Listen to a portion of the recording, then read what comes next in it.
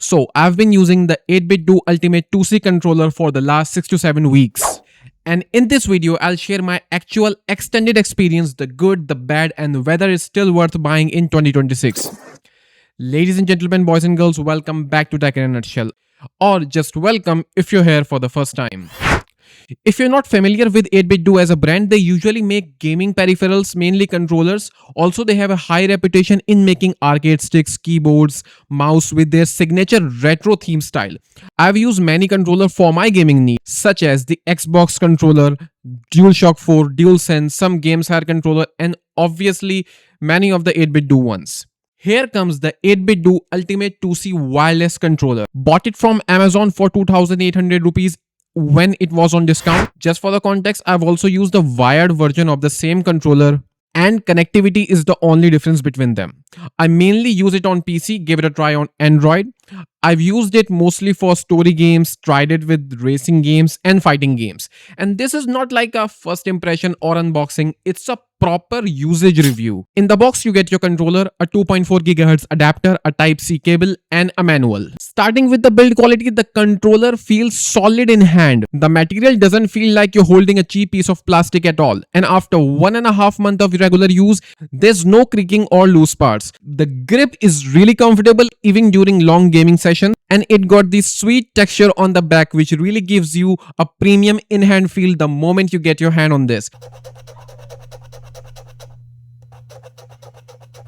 And the controller isn't too heavy or too light. It's nicely balanced, it just hit the sweet spot for me. As of now, there's no major wear and tear on the buttons, and the overall finish still looks good. The ABXY, that is the typical Xbox layout buttons, feel clicky and responsive, which I personally admire.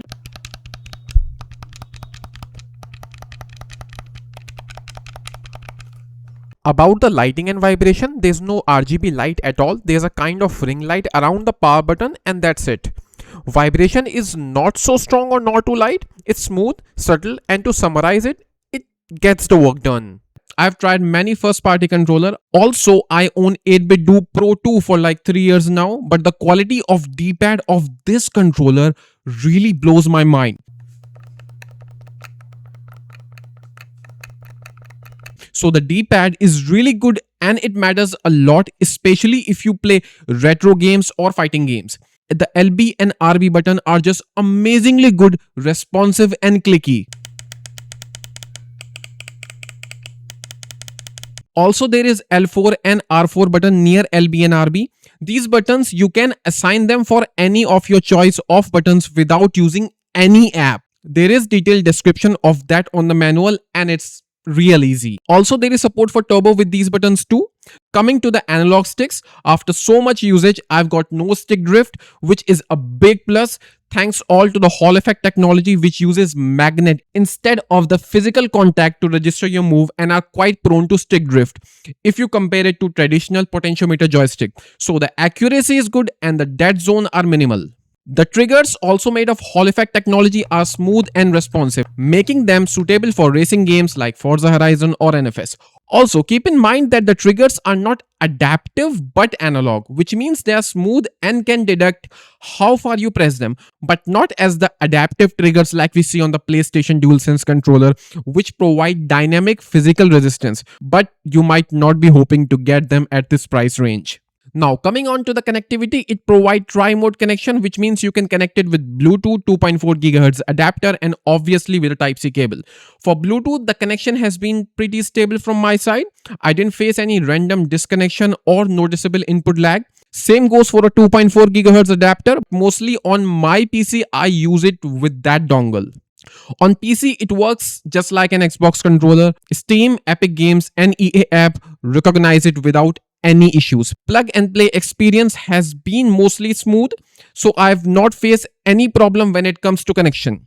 One more thing that I forgot to mention, that it provides 1000 Hz polling rate with the dongle, but when it comes to Bluetooth, it drops to 125 or 250 Hz in most cases. So if you are that kind of a person for whom latency is a big of a deal, then you need to keep this thing in mind.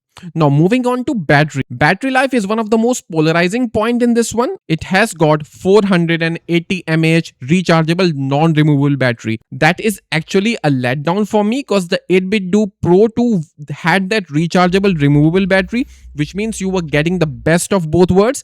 As if your controller battery is low, you can just put AA batteries and would be ready to go in no time for your gaming session. So keep this thing in mind. Anyway, I usually charge it for once every 4 to 5 days, even with regular session of gaming. After my time of usage, battery performance hasn't degraded noticeably, which is good for long-term use. Keep in mind that there is a difference in battery when you use it with Bluetooth and when it comes to dongle. I was getting around 19 hours of backup with the dongle, but I was also playing the games in which there is not so heavy intensity of vibrations. But on Bluetooth, I got around 30 hours of playtime, so battery on Bluetooth lasts a bit longer.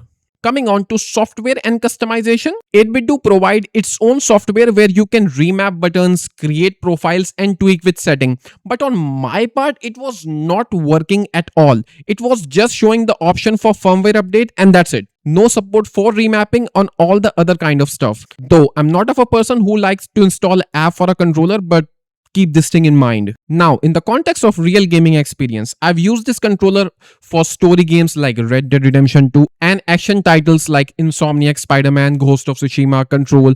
Also for fighting games such as Mortal Kombat, and the experience has been really smooth. For competitive games, I'm not much of an esport guy, but I've played EA FC 25 and have experienced minimal input lag. But in case if you're a hardcore esport player, I would recommend it to use it with the wired connection. For casual to semi-competitive gamers, like most of us are, this controller performs really well. Now, coming to the pros and cons of this controller.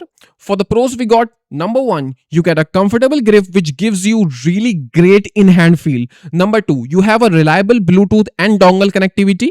Number 3, fabulously good battery life even though it is not removable. Number 4, no stick drift for long time because it got magnetic Hall effect sensor as I mentioned earlier. Number 5, if you're using this for your PC, then you are for a treat because it works really great on your computer with literally every single app including Steam, Epic and EA. For the cons, there's no headphone jack, though it really is not a big of a deal for me. But if you're a kind of person that prefer to have a 3.5mm jack in your controller, then you should watch out for it. Software could have been a bit better, keeping in mind that there might be people who have never used a controller in their life.